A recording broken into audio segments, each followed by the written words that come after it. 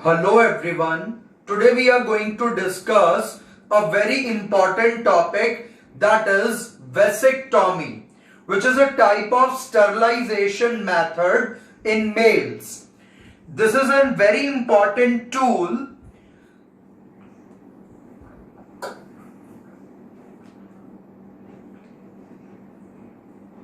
Hello everyone.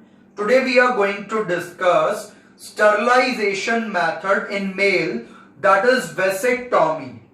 जो couples pregnancy को रोकना चाहते हैं तो उनके लिए ये एक बहुत इंपॉर्टेंट टूल है. इन vasectomy the part of vas deferens is cut and tied so that sperms may not come out during the ejaculation. तो जो सबसे इंपॉर्टेंट क्वेश्चन है वो ये है कि ये मेथड किस काम आता है. तो जिन कपल्स को बच्चे नहीं चाहिए, अब वो जितने बच्चे करना चाहते थे, एक या दो, वो कर चुके हैं, अब उन्हें और बच्चे पैदा नहीं करने हैं, तो ये मेथड वो अडॉप्ट कर सकते हैं. और इस मेथड से उनकी सेक्सुअल एक्टिविटी पे कोई फर्क नहीं पड़ेगा. बस ये जरूर रहेगा कि इजैक्यूलेशन के अंदर स्पर्म्स बाहर नहीं आएंगे तो प्रेगनेंसी नहीं होगी. And this method is done to stop the pregnancy, but it is adopted by males. तो इसमें देखिए, जो वास डिफरेंस है वो ट्यूब जो टेस्टिस से स्पर्म्स को लेकर के जाती है towards the ejaculatory duct and then towards the urethra. तो यहां से स्पर्म्स बाहर आने थे यूरेथ्रा से, तो यूरेथ्रा से स्पर्म्स को बाहर आने नहीं देंगे अगर हम वास डिफरेंस को कट करके टाई कर दें. और ये एक परमानेंट मेथड है. तो vasectomy is a permanent method कि जिसके बाद अब प्रेगनेंसी नहीं हो सकती. लेकिन हां, ये मेथड रिवर्सिबल है कि हम चाहें तो इसका ऑपरेशन करके इस ट्यूब को वापस जोड़ सकते हैं. तो टेस्टिस में स्पर्म बनते हैं, वो वास डिफरेंस से इजैक्यूलेटरी डक्ट में आते हैं, इजैक्यूलेटरी डक्ट से यूरेथ्रा के थ्रू स्पर्म्स बाहर जाते हैं. तो अगर हम वास डिफरेंस को ही काट दें तो स्पर्म आगे नहीं जा पाएंगे और यूरेथ्रा से स्पर्म्स नहीं आएंगे. और अगर स्पर्म्स नहीं आएंगे बाहर तो प्रेगनेंसी रुक जाएगी. और इस मेथड को कहा जाता है वैसेक्टॉमी. अब कई बार बच्चे ये क्वेश्चन पूछते हैं कि अगर किसी ने वैसेक्टॉमी करवा ली तो क्या उसका पेनिस इरेक्ट होगा? जी हां, पेनिस नॉर्मली इरेक्ट होगा.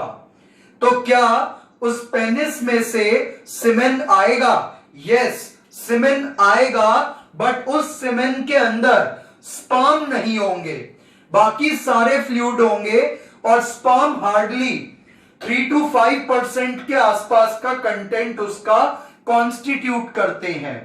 तो बस सीमेन में स्पर्म नहीं होंगे, बाकी सब कुछ होगा. तो आप सेक्सुअल एक्टिविटी नॉर्मली कर सकते हैं और पेनिस नॉर्मली इरेक्ट होगा. पेनिस में से सीमेन भी आएगा, बट उस सीमेन के अंदर स्पर्म्स नहीं होंगे. तो यह जैसे कि आप देख सकते हैं कि जो स्पर्म्स हैं वो टेस्टिस के अंदर बनते हैं और टेस्टिस से स्पर्म वास डिफरेंस से होते हुए जाएंगे.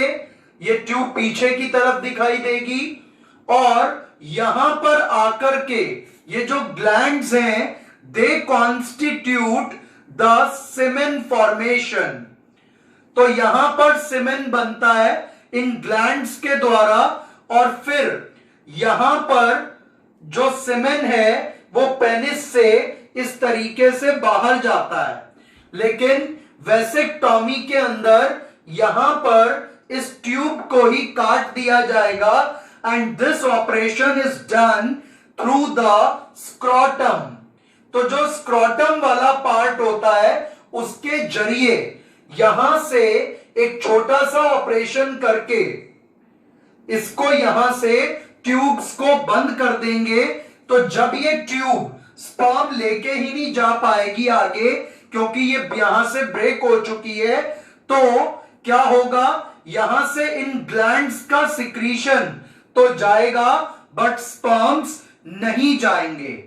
तो इसीलिए ये एक परमानेंट मेथड है, क्योंकि इस मेथड के अंदर ट्यूब को कट कर दिया गया है और अब स्पर्म बाहर नहीं आएंगे। तो बच्चे जो ज्यादातर क्वेश्चंस पूछते हैं, जो उनके माइंड में बार बार स्ट्राइक करते हैं, क्वेश्चन नंबर 1 कि क्या वैसेक्टॉमी करने के बाद स्पर्म बनने बंद हो जाएंगे? नहीं, टेस्टिस में स्पर्म कॉन्टिन्यूअसली बनते रहेंगे। क्वेश्चन नंबर 2, क्या पेनिस इरेक्ट होना बंद हो जाएगा? नहीं, पेनिस इरेक्ट नॉर्मली होगा। क्वेश्चन नंबर 3, क्या वो मेल नॉर्मली सेक्स कर पाएगा? जी हां, वो कर पाएगा। क्वेश्चन नंबर 4, कि जो स्पर्म्स बाहर नहीं आ पाए उनका होगा क्या? क्योंकि वो बन तो रहे हैं लेकिन बाहर नहीं आ पा रहे, तो उनका क्या होगा? तो वो यहीं पर एब्जॉर्ब हो जाएंगे। तो ये क्वेश्चंस ज्यादातर स्टूडेंट इस टॉपिक पे जरूर करते हैं कि स्पर्म्स का बनेंगे या नहीं बनेंगे। तो वो बनेंगे। पेनिस इरेक्ट होगा या नहीं होगा? होगा। सेक्स नॉर्मली कर सकेंगे, पेनिस से सीमेन भी आएगा बट विदाउट स्पर्म। और इन स्पर्म्स का क्या होगा? जब ये बाहर नहीं जा पाएंगे तो ये यहीं पर एब्जॉर्ब हो जाएंगे। तो आपको ये बातें ध्यान रखनी है। और इसके अंदर जो हमने ट्यूब को कट किया है, इसको कट करने के और टाई करने के जो है टोटल 3 मेथड हैं। नंबर 1 कैटेटराइजेशन, जिसमें क्या किया जाता है, ट्यूब को कट करके, वास डिफरेंस को कट करके इसके दोनों एंड्स को हल्का सा बर्न कर दिया जाता है ताकि इसके दोनों एंड सील हो जाएं और ब्लीडिंग का खतरा भी इससे टल जाता है। तो या तो कट करो और दोनों एंड्स को सील कर दो हल्का सा बर्न करके। फिर दूसरा मेथड आता है कट एंड टाई, कि पहले आपने कट किया, फिर दोनों एंड्स को अलग अलग with the help of specialised bands आप उसको टाई कर दें। या फिर तीसरा मेथड होता है बैंडेड, जिसके अंदर हम कट नहीं लगाते हैं, हम इस ट्यूब को पकड़कर फोल्ड करेंगे और फोल्ड करके यहां पर एक बैंड को टाई कर देंगे।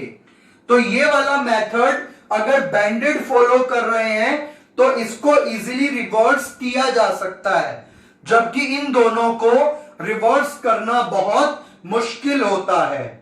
तो आपको इस पे जो क्वेश्चन आता है वो 1 to 2 मार्क्स की रेंज में आ सकता है कि what is vasectomy? It is a sterilisation procedure in males in which a small portion of vas deferens is cut and tied। और इसका जो ऑपरेशन होता है वो स्क्रॉटम के जरिए होता है कि स्क्रॉटम में एक हल्का सा कट लगाएगा डॉक्टर, और उसके बाद वहां से जा रही वास डिफरेंस को ऑपरेट कर देगा। और ऑपरेट करने के 3 रास्ते हो सकते हैं कि या तो उसको कट करके एंड्स को हल्का सा बर्न कर दे, या फिर कट करके टाई कर दे, या फिर कट ना करे उसको हल्का सा ऊपर बैंड बना के फिर उसको टाई कर दें। तो इन तीनों ही मेथड से स्पर्म आने बंद हो जाएंगे और प्रेगनेंसी रुक जाएगी। Thank you.